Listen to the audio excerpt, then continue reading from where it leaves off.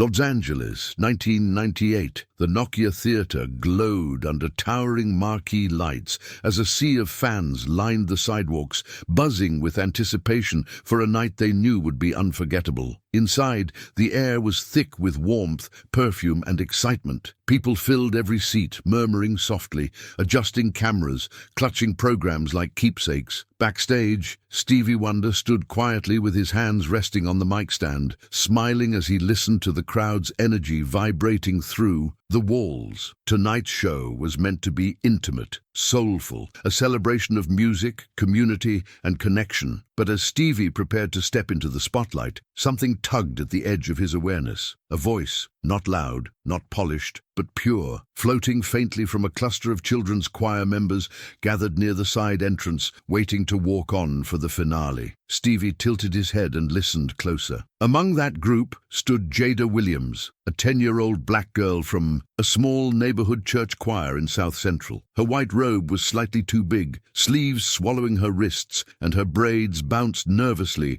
as she shifted from foot to foot. Jada had never been in a room this huge. She had never stood backstage at a theater this grand, and she had certainly never imagined she would be singing anywhere near Stevie Wonder. She thought she was just part of a background choir, chosen to stand far in the back, where no one would really hear her. But she couldn't help humming softly to herself, warming her voice the way her grandmother taught her, gentle, slow, letting the notes rise from her chest like prayer. Her hum floated through the hallway unsuspectingly, unaware that it had already reached the ears of the very man she looked up to. Stevie took a step toward the sound, hand raised slightly as if following a trail only he could sense. The choir director tried to speak. "Mr. Wonder, the kids are just warming up." But Stevie lifted his hand gently to silence him. "That little voice," Stevie murmured, turning his head. "Who does it belong to?" The choir members froze. Jada's heart slammed against her ribs. She felt every pair of eyes swing toward her. She swallowed hard, her small hands clutching the hem of her robe. Stevie smiled, stepping closer. "Little sister," he said softly, "come here a moment." Jada's legs shook as she approached him, the sound of the crowd swelling on the other side of the curtains like a living ocean. Stevie knelt slightly, lowering his mic. "You have a gift," he said, "and I think this audience needs to hear it before I do." The choir director gasped. The band looked stunned, and Jada, terrified, trembling, and completely unprepared, realized she had just been asked to open Stevie Wonder's song in front of thousands of people who had no idea what was about to happen. Jada's breath hitched as Stevie's words settled over her like a blanket far too heavy, over her tiny shoulders. "Me," she whispered, her voice cracking on the single syllable. Stevie smiled, tilting his head toward her with a gentle certainty. "Yes, you." The choir director stepped forward in a panic, whispering urgently, "She's not prepared, Mr. Wonder. We rehearsed with the older kids. She's never sung alone." But Stevie lifted his hand again, calm and unwavering. "She's ready," he said. His tone held no doubt, no hesitation. It was as if he could hear something in Jada's voice no one else had bothered to notice. Something deep, something rare, something meant to be shared. Jada's knees wobbled beneath her robe. She felt the warm press of her grandmother's memory in her chest. Those long afternoons, singing hymns in the living room, the way her grandmother would say, "Baby, your voice is a gift. One day, God's gonna ask you to use it." Jada never imagined that one day would come in a theater full of strangers, and with Stevie Wonder waiting beside her. The band members peeked from behind their instruments, eyes wide with disbelief as they watched Stevie gently lead Jada toward center stage. The floor beneath her feet vibrated with the rumble of thousands of eager fans on the other side of the curtain. Jada clutched her robe with both hands, her heart pounding so loudly she felt certain Stevie could hear it. "I can't," she whispered, shaking her head. "I'm scared." Stevie crouched beside her, his voice low and warm, soothing her shaking spirit. "Little sister," he said, "fear just means your heart knows something important is about to happen." Jada's lips trembled. The choir kids watched silently from the wings, a mix of awe and nervous hope on their young faces. Even the stagehands had stopped moving, frozen in place as they witnessed this unexpected moment unfolding. Stevie placed the mic gently into Jada's hands, small, trembling hands that looked too tiny to hold something with that much power. The curtains parted just a little as a stagehand peeked through, and a blast of light spilled into the hallway. The roar of the crowd swept over them, full, alive, hungry. Jada flinched, taking a step back, but Stevie steadied her with a soft touch. "You're not singing for them," he whispered. "You're singing from you." Jada closed her eyes, breathing deeply as her grandmother taught her. Slow, steady, letting her small chest rise and fall until the fear loosened its grip just enough. Then Stevie lifted the bottom of the curtain, and together they stepped through. The crowd erupted at the sight of him, then fell into confusion when they noticed the tiny choir girl beside him. People leaned forward, whispering, their eyes wide. Jada felt her heartbeat echoing in her ears, drowning out everything else. Stevie squeezed her shoulder gently. "Take a breath, little sister," he murmured, "and give them your first note." The band fell silent. The audience leaned in, and Jada stood under the spotlight, trembling, holding a microphone she had never touched before, seconds away from a moment none of them would ever forget. Jada stood frozen beneath the blinding warmth of the spotlight, her tiny frame wrapped in a white robe that suddenly felt far too big for her. The theater stretched endlessly in front of her, thousands of silhouettes blending into one vast, breathing shape. She couldn't see their faces clearly, but she could feel their eyes pressing toward her. Heavy with expectation, her breath shortened, her fingers clenched around the microphone so tightly, her knuckles whitened. She had sung in her church many times, but never alone. Never without the comfort of familiar walls. Never with a legend beside her, and an ocean of strangers waiting for her next move. Stevie stepped half a pace behind her,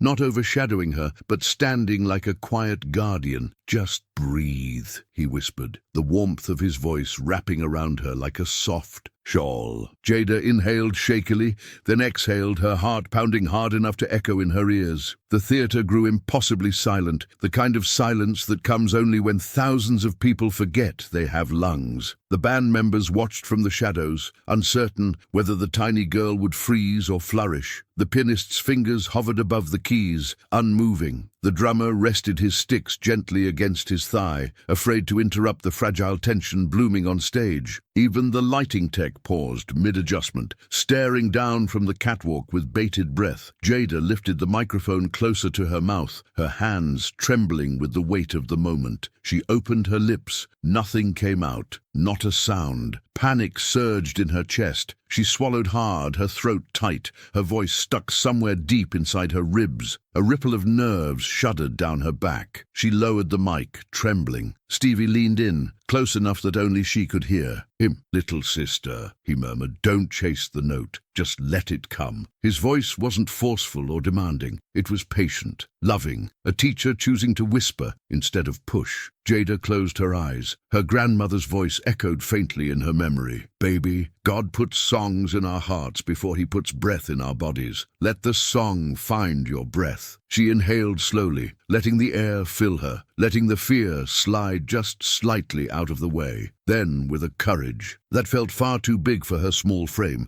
she lifted her chin toward the ceiling, her fingers steadied around the mic, and finally, Jada opened her mouth and released a single trembling note. It was small, yes, fragile and unsure, but pure as morning light. The sound floated into the vast theater like a tiny spark drifting into darkness. The audience gasped softly. The band members straightened. Stevie smiled beneath the glow of the stage lights. That first, delicate sound, a whisper of what was hidden inside her, was all Jada needed to step into the moment she had quietly been born for. Jada's first trembling note hovered in the air like a fragile thread of light, quivering but unmistakably beautiful. She felt it leave her chest and float outward, disappearing into the vast space ahead of her. The theater was so silent she could hear her own breath catching, hear the faint hum of the speakers, hear the distant rustle of someone shifting in their seat. But no one interrupted, No one murmured. No one dared break the spell. That tiny, uncertain note had wrapped itself around every soul in the room like a soft hand asking them to listen closer. Stevie, still standing just behind her, nodded slowly, as if confirming something only his finely tuned instincts could detect. "There it is," he whispered. "That's your truth. Let them hear more of it." His voice vibrated with pride, and Jada felt it settle in her spine like strength she didn't know she had. Her heart was still pounding, but something inside her shifted, something subtle, something strong. Her hands stopped shaking quite so much. The weight of the microphone didn't feel so overwhelming now. Instead, it felt like a bridge between her tiny voice and the world waiting beyond the stage. Jada inhaled again, deeper this time. She let her breath settle low in her belly, the way her choir director had taught her, and then she released a second note. This time, it rang. Clearer, steadier, lifting from her throat with a quiet bravery that shocked even her. The sound traveled farther, blooming into the dark corners of the theatre. A woman in the third row pressed her hands to her mouth, tears gathering in her eyes. A man near the back reached for his partner's arm, speechless. The note wasn't loud, it wasn't flashy, but it was pure, pure enough to still the heartbeat of the room. Stevie watched her closely, hearing the transformation happening in real time. He knew talent, he knew instinct, but what Jada was giving, this was soul, this was truth wrapped in innocence, and the audience felt it too. Jada opened her eyes slightly, taking in the blurred glow of stage lights. The fear hadn't disappeared, but it had softened, making room for something new. Confidence sparked by the sound of her own voice, filling a place she once thought was too big for her. She lifted the mic again, a little higher, her hands now steadier with purpose. She inhaled once more. When she sang her next note, something extraordinary happened. Her voice didn't just float, it carried, it soared. The entire theatre leaned in as one body, breath suspended, hearts tightening, because with that note, Jada wasn't just singing. She was arriving, a tiny girl in a too-big choir robe, stepping into a destiny the room could feel before she fully understood it herself. That third note, stronger, rounder, more confident, ignited something in the audience that no one was prepared for. It spread through the theatre like a spark touching dry paper, setting off a silent explosion of emotion. People leaned so far forward in their seats, it looked like the entire crowd was tilting toward the stage, pulled by a force they couldn't resist. The band members, who had been frozen in the shadows, straightened with wide eyes as Jada's voice unfurled. It wasn't loud, it wasn't showy, but it held a purity so delicate and honest that it felt like it reached inside every chest and pressed gently on the softest parts of the human spirit. Jada felt the echo of her note bounce back toward her, filling her ears with a warmth she didn't expect. She blinked, startled by her own sound, by the realization that her voice wasn't disappearing into the void. It was being received.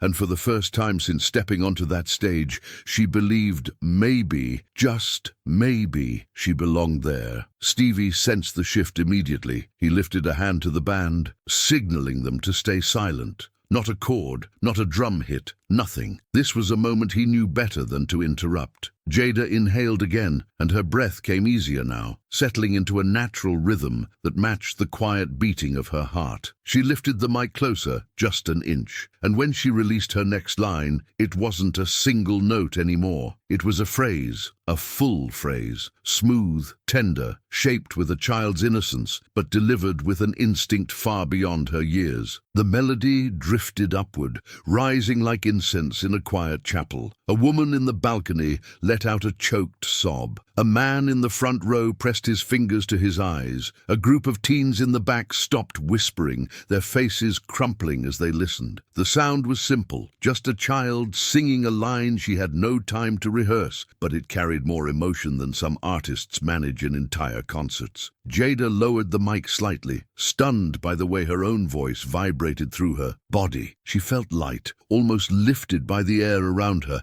as if something unseen was holding her up. The fear that had once gripped her ankles loosened entirely, sliding off her like a shadow stepping back into the dark. She looked towards Stevie's blurred silhouette and felt a rush of courage bloom in her chest. She inhaled once more, deeper than before, steady and sure. And when she sang again, her voice bloomed fully, clear, angelic, and impossibly moving. It arched across the theatre. Like a beam of golden light, the audience didn't breathe. They couldn't. They were witnessing something rare, a moment when innocence, talent, and pure soul aligned so perfectly they could feel it in their bones. Jada wasn't just singing now, she was shining, and every heart in the room broke open to let her in. The moment Jada's voice bloomed across the theatre, the entire room fell into a silence so profound it felt physical, like a warm hand pressed gently against thousands of chests. At once, people who moments earlier were cheering and laughing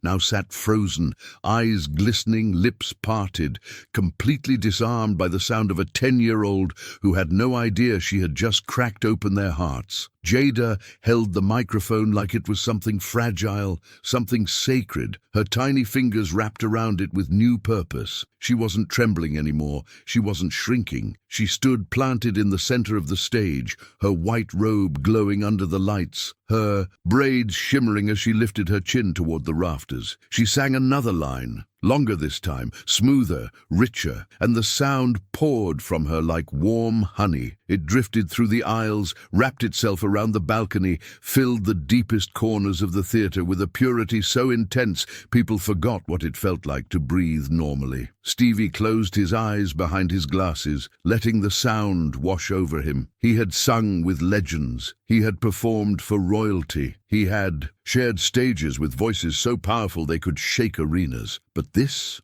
was different. This was the kind of voice that didn't try to impress. It simply existed in its truest form, untouched and untouched because of it. Pure soul, pure innocence, pure gift. Stevie lifted his head slightly, listening not with his ears alone, but with the deeper sense inside him that always recognized truth when it sang. Jada's voice carried that truth. It rose, dipped, then rose again with a gentle run she didn't plan, didn't think through, simply felt. Musicians in the wings pressed their hands over their mouths. A stagehand dropped a coil of cable and didn't even notice. The lighting operator leaned closer over the railing, eyes wide, whispering to himself, "She's only 10. How is she only 10? Then came the moment that shattered whatever composure the audience had left. Jada inhaled, soft, slow, and released a note so impossibly clear it seemed to cut the air itself. It wasn't loud, it wasn't dramatic, it was delicate, perfectly placed, carried on breath as steady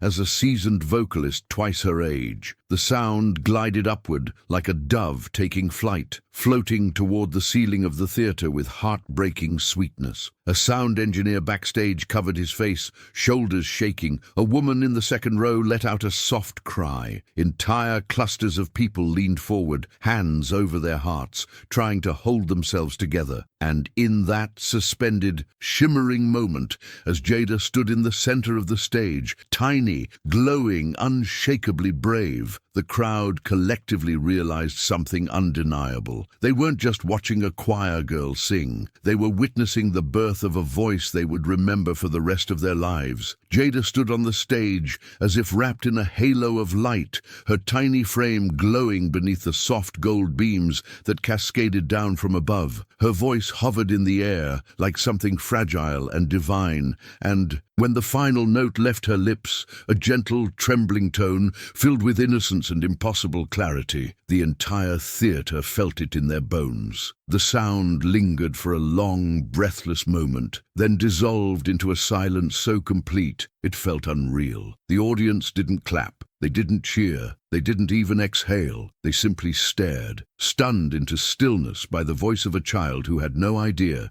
she had just softened thousands of hearts at once. Jada lowered the microphone. Slowly, her hands floating downward as though she were afraid to break the magic that still pulsed around her. She blinked up at the blurred shapes in the crowd, confusion fluttering across her face. Did I do it right?" she whispered, the question trembling into the glowing air like another note. Stevie stepped forward at last, the weight of emotion in his steps, visible even in the way he held out a hand. The moment he reached Jada's side, the crowd erupted, not in cheers, but in a wave of broken, overwhelming sobs. People stood to their feet with tears streaming down their faces.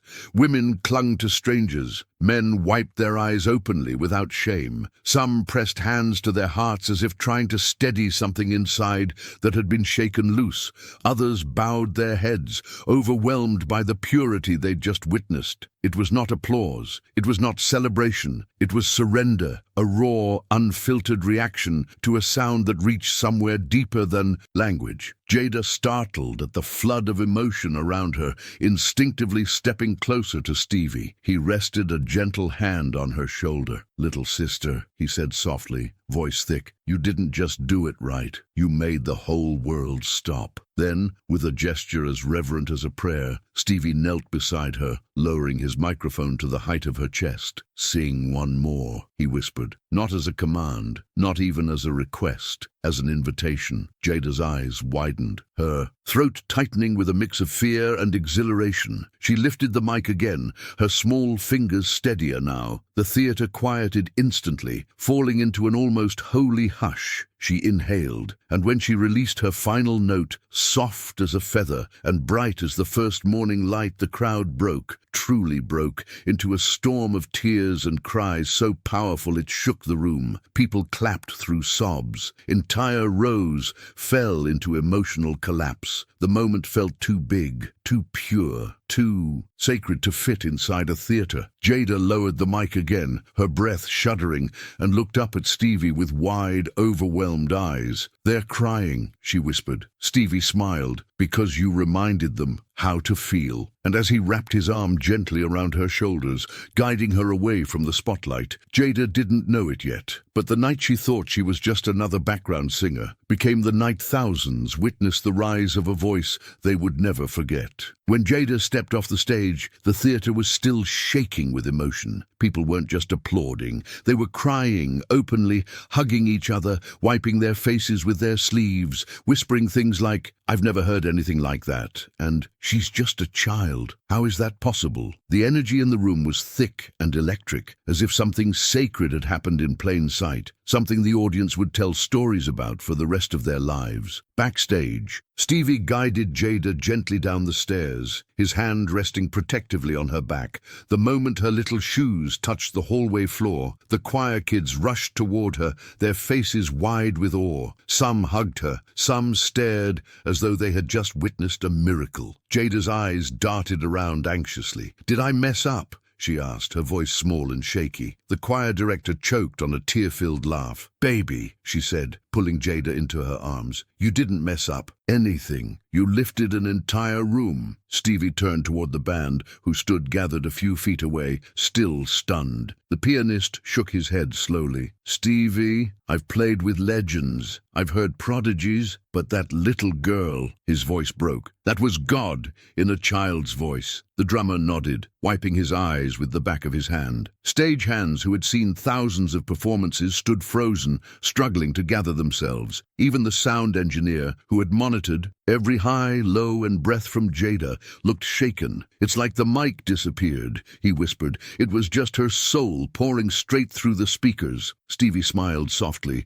pride glowing behind his glasses. "Some voices come from talent," he said. "Some come from training. Hers comes from truth." The room fell quiet, everyone absorbing those words, understanding that they had witnessed a moment far greater than a single performance. Jada tugged gently on Stevie's sleeve, her voice barely above a whisper. "Why did they cry?" Stevie knelt so they were eye to eye, placing a warm hand on her cheek. "Because, little sister," he said, "your voice reminded them of something pure inside themselves, something they forgot they still had." Jada blinked, her breath catching. She didn't fully understand, but she felt the warmth of his words settle deep into her heart, like a seed planted in rich soil. Stevie squeezed her hand, then stood as Jada's mother, rushed into the hallway, tears streaming. She wrapped her daughter in a tight embrace, whispering, "You were magnificent, baby, absolutely magnificent." As the three of them stood together, Stevie Wonder, a mother bursting with pride, and a choir girl who now knew her voice could move mountains, the muffled roar of the audience still shook the walls. They weren't leaving, they weren't calming down. They were still crying, still whispering, still trying to process the miracle they had witnessed. And as Jada leaned into her mother's arms, exhausted yet